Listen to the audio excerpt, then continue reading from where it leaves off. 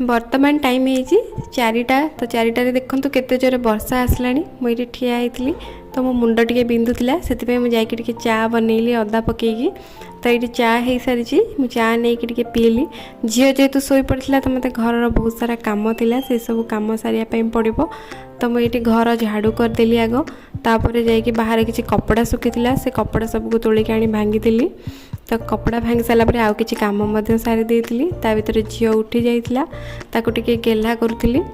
कही रखुची मो वीडियोटी जदि आपण मानक भल लगुथिबो तो चैनल टी को सब्सक्राइब करनेबे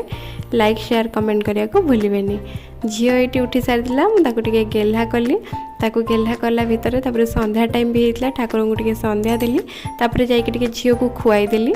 जेहेतु से खाई नथिला डिनर रे मोर आज प्लान करी छोले आ पूरी बनवाई ये मुझे गोटा मसला देके सिझे दूचे छोलेटा को तापर मुझे अटा चकट नौ पूरी पाई तापर ये देखो मोर छोले ऑलरेडी रेडी हो गलानी